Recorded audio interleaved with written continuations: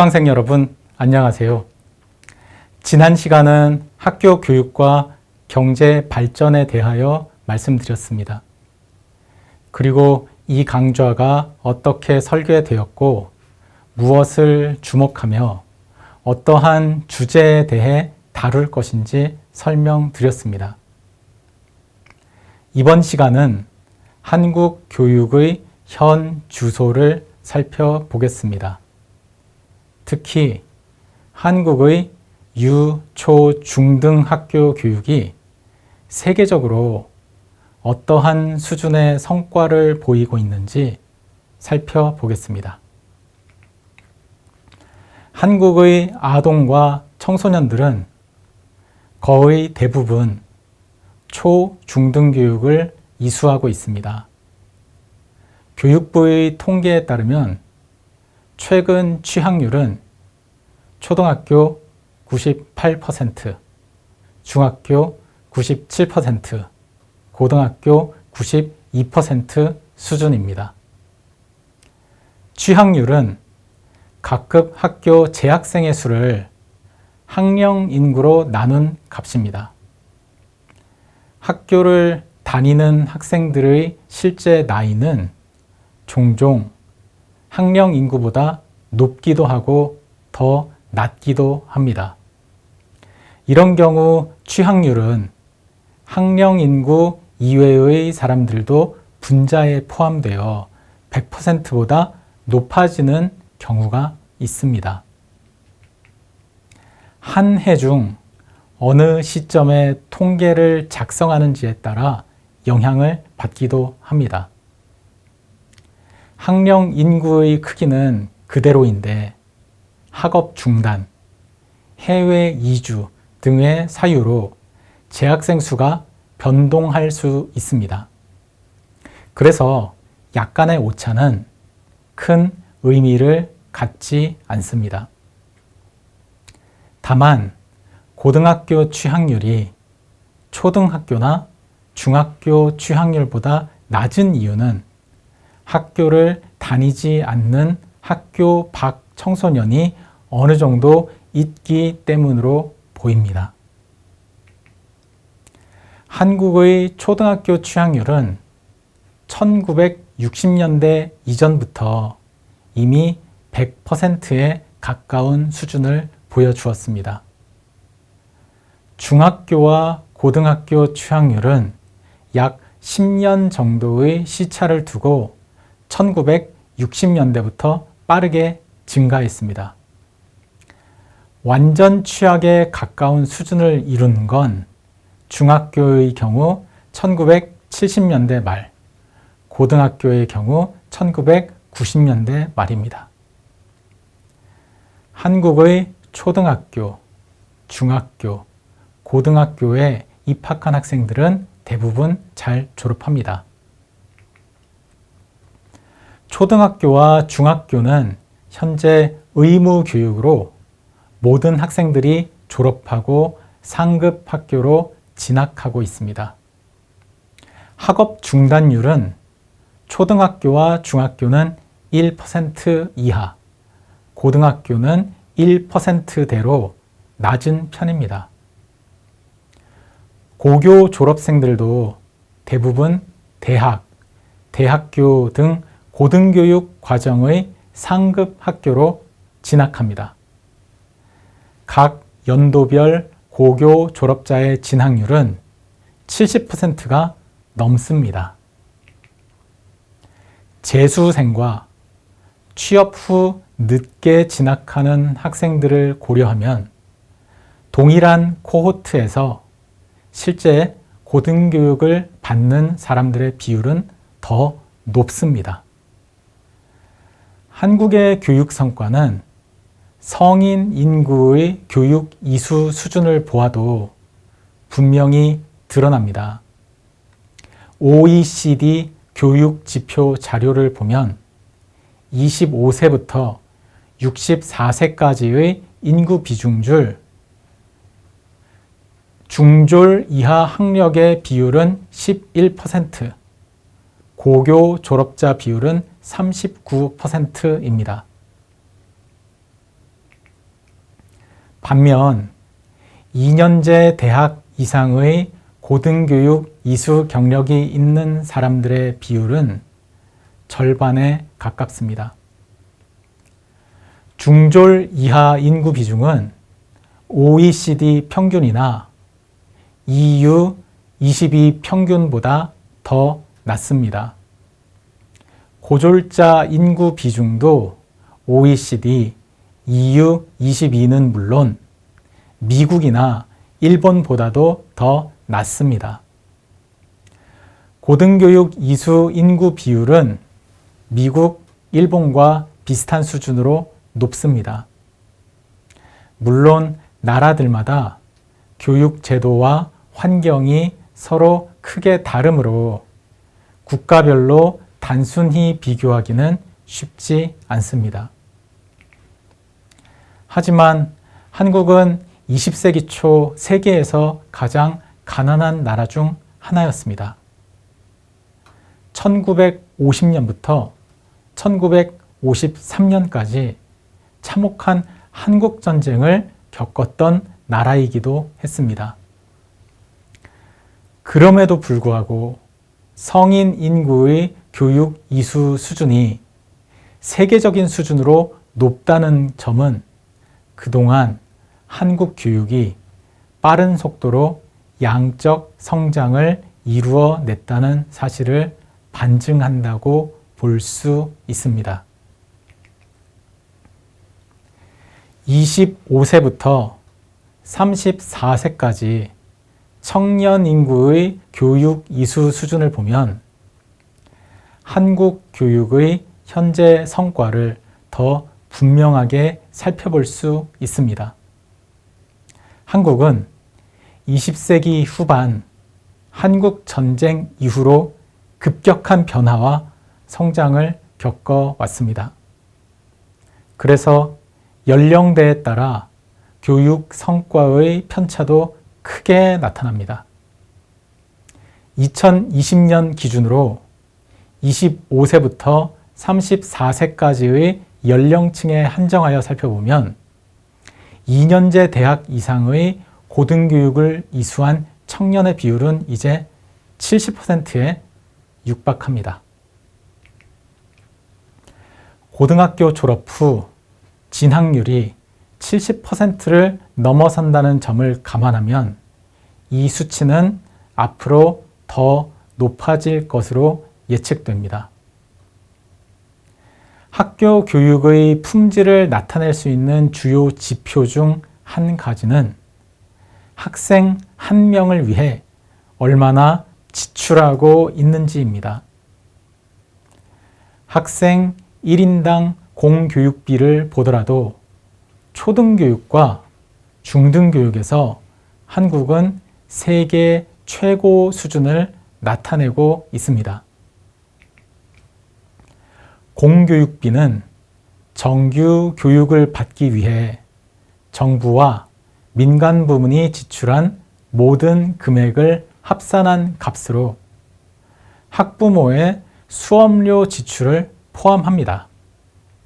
사실 공교육비라는 용어보다는 학교 교육 총 지출이라고 표현하는 것이 더 정확할 수도 있습니다. OECD 교육지표 자료에 따른 2018년 한국의 학생 1인당 공교육비 수준은 초등교육 12,535달러, 중등교육 14,978달러에 달합니다. OECD 평균은 초등교육 1인당 9,550달러, 중등교육 11,192달러입니다. EU 22 평균도 이와 비슷한 수준입니다. 한국 수준에 미치지 못합니다. 물론 한국보다 학생 1인당 공교육비 지출액이 더 많은 국가도 있습니다. 미국의 경우 초등교육 학생 1인당 공교육비 지출액은 한국보다 많고 중등교육 학생 1인당 공교육비 지출액은 한국보다 근소하게 작습니다. 일본의 경우에는 OECD 평균 수준에 가깝고 한국의 학생 1인당 공교육비 지출액 수준보다는 낮습니다. 고등교육의 경우에는 학생 1인당 공교육비가 다른 국가보다 다소 낮게 나타납니다. 한국의 고등교육 학생 1인당 공교육비는 2018년 기준 11,290달러입니다. 이 금액은 OECD 평균인 17,065달러와 EU 22 평균인 16,986달러보다 작습니다. 미국의 1인당 고등교육 공교육비인 19,309달러와 일본의 34,036달러보다도 더 작습니다. 종종 일부 전문가들은 이 수치를 들어 한국의 고등교육에 대한 투자 수준이 다른 국가들에 비해 뒤진다고 주장하기도 합니다.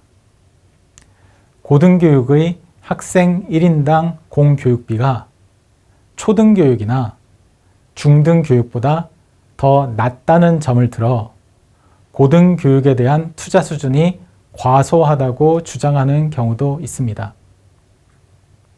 하지만 이 통계를 해석하는 데에 유의할 필요가 있습니다. 이 숫자는 국가 간에 비교하기가 쉽지 않습니다. 초등교육이나 중등교육과 달리 고등교육은 학령 인구 대비 학생 비율이 크게 다릅니다. 한국의 고등교육 이수율은 세계에서 가장 높은 편입니다. 같은 시설과 교육 환경을 조성했지만 더 많은 학생을 수용하여 교육을 실시한다면 1인당 지출 비용은 감소할 수 있습니다. 그래서 특히 고등교육 투자 수준에 대해 검토할 때에는 고등교육이 얼마나 보편화되었는지 아니면 소수 엘리트를 위한 교육인지를 함께 고려할 필요가 있습니다. 또한 이 통계에 포함되는 공교육비가 실제로 어떤 내역들을 합산한 값인지에 대해서도 주의 깊게 살펴볼 필요가 있습니다. 고등교육의 비용에는 단순한 교육 비용뿐만 아니라 연구 개발 관련 비용도 포함되어 있기 때문입니다. OECD 국제 학생 평가 프로그램, 즉 피사의 한국 성적 수준도 세계 최상위권입니다. 피사 국제 학생 평가 프로그램은 세계 여러 나라에서 정규 학교에 재학 중인 15세 학생들을 대상으로 읽기, 수학, 과학 학습 성과를 시험 형태로 평가합니다. 시험 성적 결과를 살펴보면 한국의 평균 성적은 읽기, 수학, 과학 성적 모두 OECD 국가를 포함한 전체 참여국 중 상위권에 위치하고 있습니다.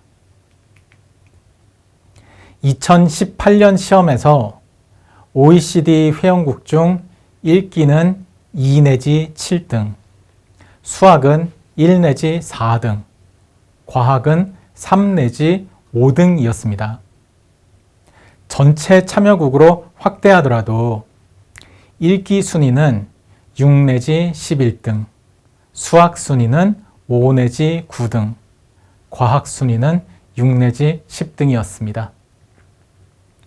총 79개 참여국에 대한 결과입니다. 3년 주기로 실시된 이전 시험들에서도 한국은 늘 높은 평균 성적을 보이며 상위권을 기록했습니다. 양질의 교육을 제공하기 위해서는 우수한 교원의 채용이 중요합니다. 우수한 교원을 뽑기 위해서는 적절한 보상이 반드시 필요합니다.